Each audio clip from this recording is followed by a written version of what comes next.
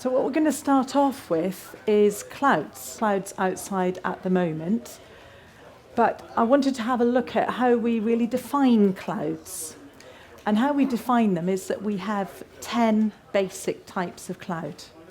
And can anybody tell me what they think we might use in determining how we put them into 3 categories?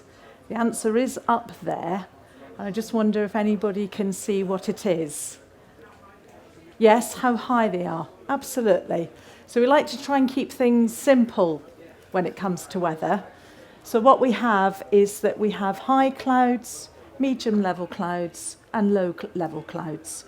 And what we mean by that is where the bottom of the cloud is in the sky. So if we're talking about a low level cloud, we're talking that the bottom of the cloud is in the lower part of the atmosphere. But it doesn't necessarily mean that the whole of the cloud is just in that lower part. It could be like our friend on the right-hand side and go all the way up through the atmosphere, high up into the sky. So we've looked at the fact that we've got high, medium and low category of cloud. So let's start off with the high clouds. And we've got 3 types of cloud. And they're all what we call cirrus type of clouds. And cirrus is the Latin for hair. So they look like hair high up in the sky. And because they're so high up in the sky and that they're made of ice, they look very, very white. Okay? So we have cirrocumulus. So that's cirrus for hair, and cumulus is for like the little baby cauliflowers. So that's what cirrocumulus is. Cirrostratus is again cirrus with the hair, and stratus is like layer. So it looks like a layer cloud high in the sky. And then we have cirrus, which just looks hair-like. So you've got those 3 different types of cirrus cloud, which are ice clouds high in the sky. Now, on their own, they don't actually produce any weather. So if you see them up high in the sky, they themselves are not going to produce any weather, but they can tell us about what weather is going to be coming.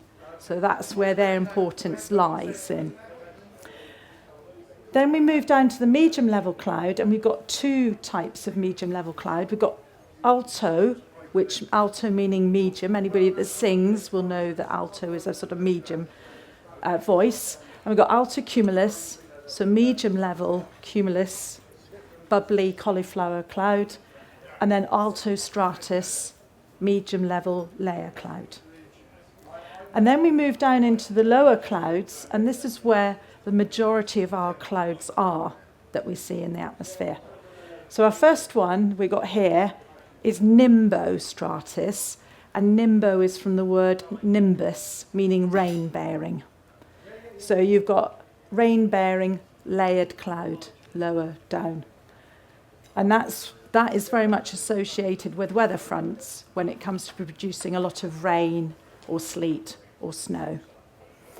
And then we've also got stratus on its own, which is a much more shallow cloud, which is a low cloud. Stratus just means layer, that's all it means. And then we have stratocumulus, which is a mixture of layer and the bubbly cloud, and that's our most common cloud. Then we move on to cumulus, which is a low cloud, which is like the cauliflower, which is what we've got outside today, if you might have noticed. And often you'll hear the term fair weather cumulus. So that cloud will bubble up, but it's associated with fair weather, like today. You're not seeing any rain or strong winds with it. And then we have the big daddy of them all, or the big mummy of them all. I don't want to be gender specific. And that is Cumulonimbus. And that is the one that we really have to be aware of if we're outdoors sailing or out on the water. And I'll explain in a minute why. But you can see it starts off in the lower part of the atmosphere, goes right up to the top of the atmosphere, and there's a huge amount of energy in that cloud. And it is responsible for nearly all the severe weather that we might see when we're out on the water. And what it is responsible for is heavy showers, thunderstorms, tornadoes, waterspouts, hail, squall lines, very gusty winds. So any of those, that is what cumulonimbus is responsible for. And it's very distinctive because when it gets up high, you can see it like a cauliflower there, but when it gets right up to the top of the atmosphere, it turns into an anvil shape. And you can see it very clearly on the horizon. And if you have been caught out in one of those, then you do remember it for a long time because it can be very scary. So those are the 10 clouds types that we need to know about when we're out and about on the water. So now we're going to look at, well, okay, how do they link in with low pressure systems, which are often a feature of our weather here in the UK and elsewhere around the world. Now, I just want to do a little bit of physics, not too much, but basically, when air is descending through the atmosphere, pressure is going to build at the surface. So hence, you get high pressure. That's how we get high pressure. Now, if air is descending, it's also drying. So that's why often under high pressure, you get the fine settled weather with the blue skies.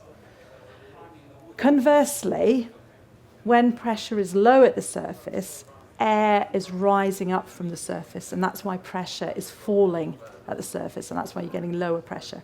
Now, if you've got air rising, the moisture in it means that it is going to condense once it gets to the right temperature, where the vapour can turn into water droplets, and hence you then start to get clouds forming. And the more energy you have going on in an area of lower pressure, the more clouds you're going to get, the more rain, sleet or snow you're going to get, and the more strong winds you're going to get. Okay. Here is how we generally look at a sort of low pressure system. This is for the Northern Hemisphere. This is for across the UK. So we usually have the area of low pressure to the north coming across the UK. And what we have is this red line with semicircles, and that's called a warm front. And this blue line here with the triangles is called a cold front. And the purple line here with the triangle and semicircle is what we call an occluded front. Now, normally, but not exclusively, an area of low pressure like this would move from west to east. So most commonly, we see them coming in from the Atlantic, moving from the Atlantic across us towards the North Sea or towards continental Europe. And what we see is what we call cool polar air, which is originated from the polar regions. So it could be Scandinavia, it could be the Arctic, it could be Greenland, it could be Canada.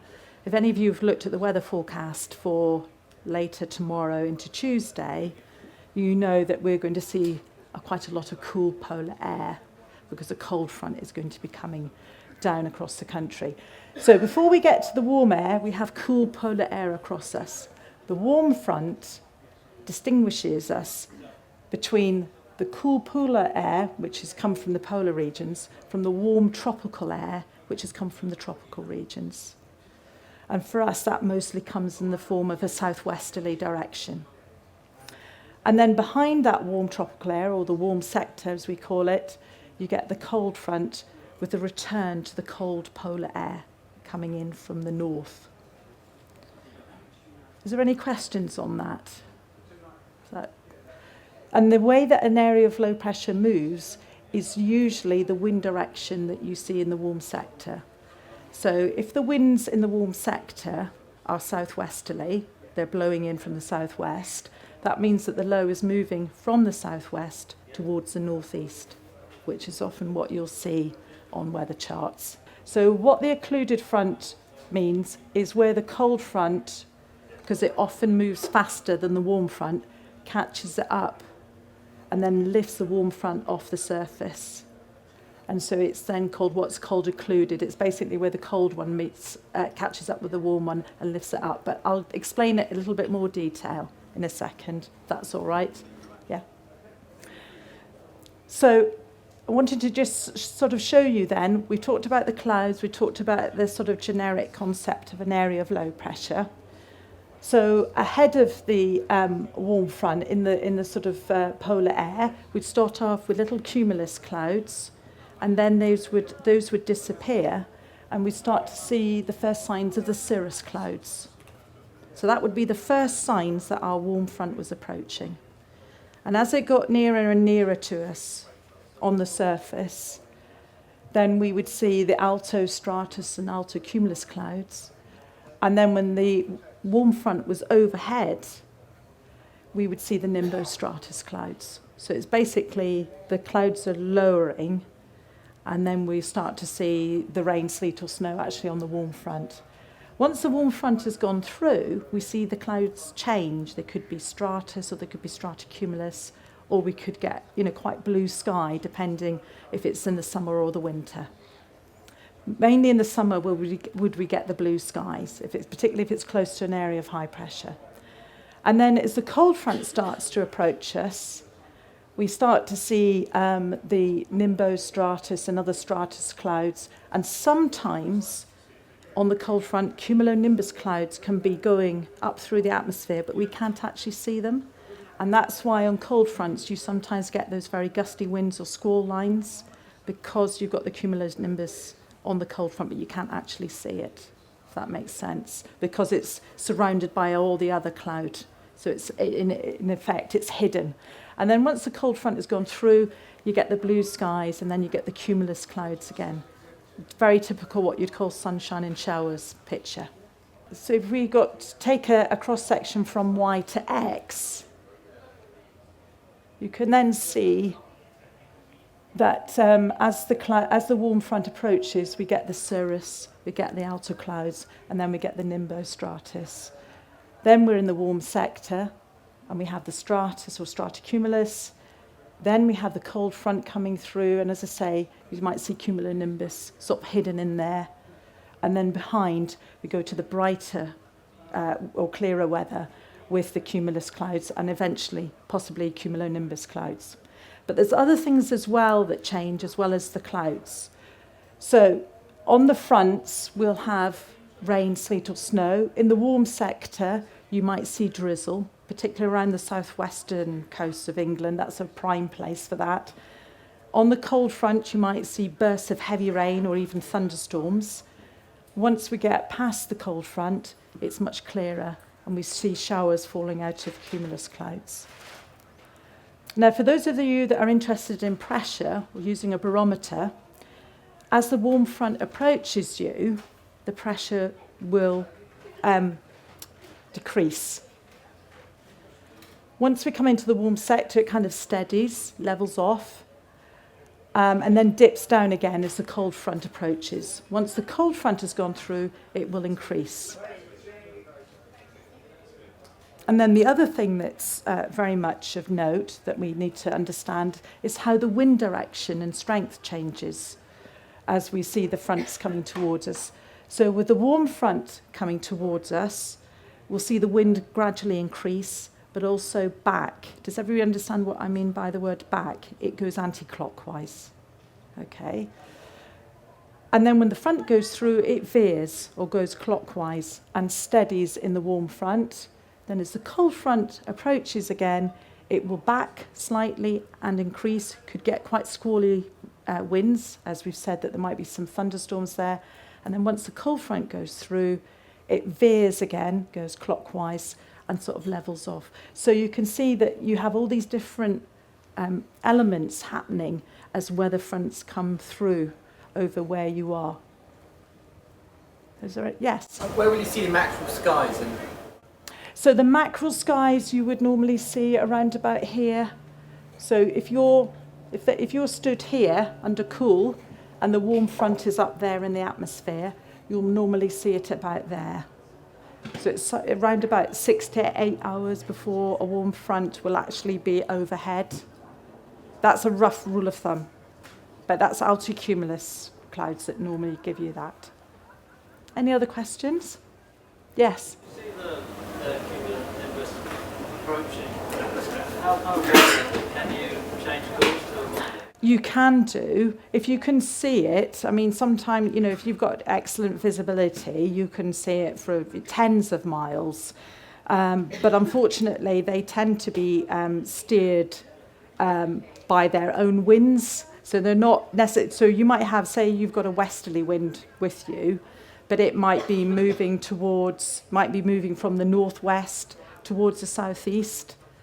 So it's kind of being aware of where it might go and taking appropriate action on your boat rather than trying to avoid it, because some of them can be tens of miles wide. That's the other issue that you have to be aware of. And another weather law that you might have heard is ring around the moon, rain soon. So you've got the cirrus clouds with the sun coming through, and you get that ring around the moon. So that's when you see it at night, and that is very true. That's an excellent piece of weather law. And then the other one that we just talked about was mackerel skies and mares' tails make tall ships carry low sails. So what we're saying again is that when we're seeing clouds like this, we're expecting the winds to increase as the warm front comes towards us. And as the warm front is overhead, then we just sort of see the clouds getting darker and darker, and it's Nimbostratus. Okay. So what we have here then is that we have a warm front coming towards us. We've got cirrus clouds at the top here, and all the way down we've got the alto clouds, and then we've got the stratus clouds at the bottom. So if we're looking at that picture, the front is coming towards us. Does that make sense? It's moving towards us. Because we're seeing the high up clouds here, and we're seeing the lower clouds over there, so it's actually coming towards us, out of, if you like, out of that screen. That makes sense. Okay, this is just weather observations backing up what we've just talked about. Cloud increasing, winds backing and increasing, visibility reducing, pressure reducing as well, as a warm front with a lot of energy comes towards us. So when we've got a cold front passing overhead, we kind of reverse that. So we've got the thick cloud, and I had to take a picture that was seen from an aeroplane to show you what I meant by Cumulonimbus hidden in the cloud. Because this is what it looks like when you're flying. You'll see these little bobbles sticking out high up in the sky. And here we have the alto clouds pushing away. So the cold front is clearing away from us. And then once the cold front is cleared away, we start to see the little cumulus clouds. And then as that cold air starts to move in, the cumulus clouds can build, and we'll start to see some showers. Okay? So that's what you would see when a cold front passes overhead. Anybody like to hazard a guess what you think these clouds might mean?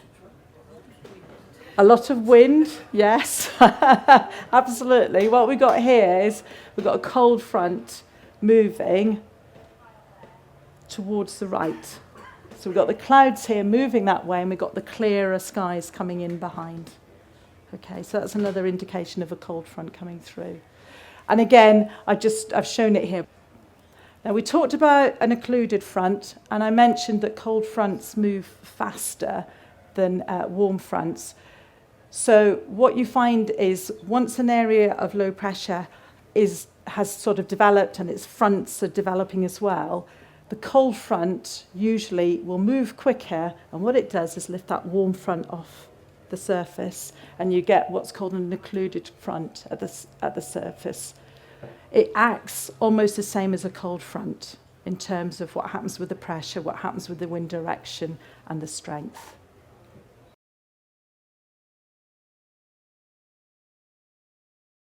Yeah, it's got to do with the mechanics of the cold front being different from the warm front, and there being more energy on it, and that's one of the reasons why it moves faster and catches up. So in using your word of heavy, yes, it's because it's got more energy in it, so it's more dynamic. Does that make sense? So like cold water is heavier than... Yes, yes. Yes, that's absolutely, that's one of the factors that is involved in this mechanism. Yeah. Okay, and so just to show you the life cycle of a weather system, typically a lot of our areas of low pressure come in from the Atlantic. A lot of them develop off the east coast of Canada. So we'll see them like this. This is the blue cold front. This is the red warm front. And what happens as it moves across the Atlantic, it develops. We start to see an occlusion forming. And once you start to see an occlusion forming on an area of low pressure, the area of low pressure is past its peak of energy. And you'll see the life cycle of generally about 4 to 5 days. And when you see a low pressure like that, that's the centre of the low, with a big occlusion like that, it's starting to what we call decay. Okay. And also what you see here is that it is moving up towards the northeast, and that is to do with the spin of the Earth. But I'm not going to go into that here, if that's okay. But that's why it doesn't just run from west to east in a straight line. It's to do with the spin of the Earth. So let's just have a look at winds and weather then, very quickly. We can often tell what kind of weather we're going to get from the wind direction. Anybody hazard a guess as to what kind of wind direction we've got today? Is it warm or cold outside? Cold, yeah. So it's kind of like a north or northeasterly, I think, a bit, isn't it? So because the wind is coming in from the north, it's a bit like people, really. You pick up the characteristics of where you've come from. So I'm Scottish, although you can't hear my Scottish accent, but I do have some Scottish characteristics. And it's the same as the wind that comes in from the north. It's going to be a cold wind. So similarly, winds that come in from the southwest are often going to be the ones that we see in the warm sector. And for a real heat wave situation, we normally see a south or southeasterly in the summer because it's coming off the hot continent. And just to say, well, which way do the winds blow around an area of low pressure? In the northern hemisphere we're talking about here. Anybody like to? Pardon? Anti-clockwise, absolutely. And so around an area of high pressure, they flow clockwise. So that's something to bear in mind when you're looking at a weather chart. So depending on where you are in relation to the centre of the low pressure will determine what wind direction you have. And one of the reasons why we often see a west or southwesterly here is because the area of low pressures are often going to the north of us, over Ireland or over Scotland. And also because we have the warm front followed by the warm sector crossing us as well. So hence why we see that too. So there you can see what kind of wind direction you would expect in relation to where you are to the centre of the area of low pressure. Oh yes, and I've got one little thing here I want to try with you, Bayes' ballot law. Anybody heard of that law? Yes. Yes, so I think the wind is coming in from the northeast. Anybody know which way the northeast is at the moment in relation to? Okay, so would you all like to stand up? This is a little bit of audience interaction, and turn your backs to the northeast. Left hand is where the low pressure is, your right hand is where the high pressure is, which is right, because we have high pressure to the south of us over the English Channel at the moment. So that is a very useful guide if you're out and about, just finding out where is the low pressure and where is the high pressure. Thank you very much. You can all sit down. So let's just have a look at barometric pressure and winds, because I was talking with somebody about this earlier. And just having a look at wind strength. I mean, in the UK, we commonly use the Beaufort scale when we're out and about on the water. And this is just a really rough guide if you're listening to a forecast to help assess whether you want to go out on the water or not. Force 4, as you can see, is seen as a limit of safety for many sailing boats and motorboats. Force 6 is known as a yachtsman gale. And then Force 8 is when it becomes a hazard for commercial shipping.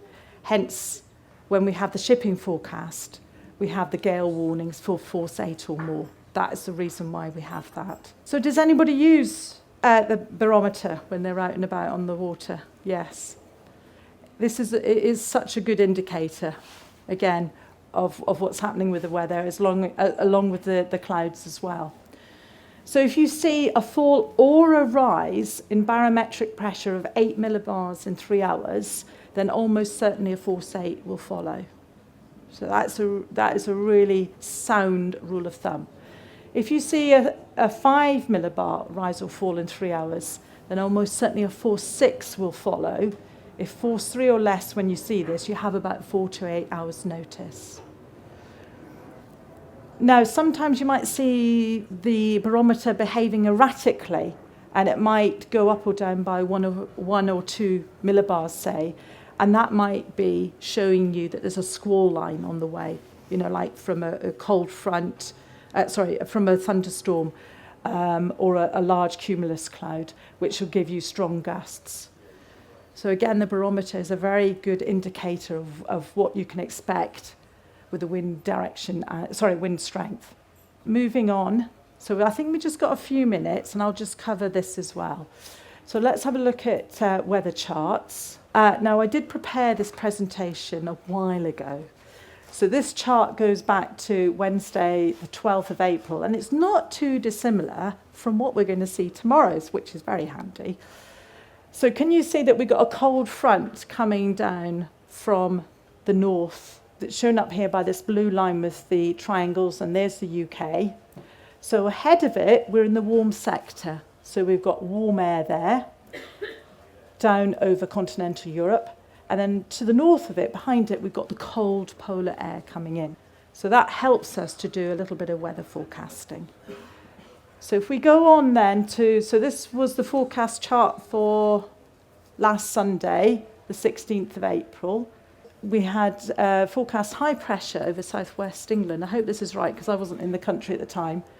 So what I'd like you to tell me is, do you think we had cool air there or warm air there?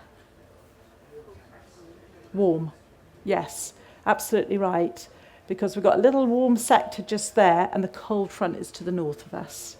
So hopefully the people that were around that high had a pleasant Sunday. Yeah, great. Okay, so we've got some cold fronts here over Central and Eastern Europe. What do you think we've got coming down in here behind these cold fronts? Would it be warm or cold air? Cold air, absolutely. So down over sort of Norway, down over the Baltic Sea, we can see that it would have been quite chilly, and the isobars are quite close together. So it would have been quite a strong wind coming in from the north or northeast. So these are what we call trough lines. And normally we see those more commonly in what we call polar air masses, so the air masses that originate to the north of the UK. And what they indicate is where we see more intense shower or thunderstorm activity. And we can pick those up from weather observations, but also from satellite pictures as well. But that's what that is showing. Okay, and also on trough lines you can get squall lines as well as gusty winds. Okay. Any other questions?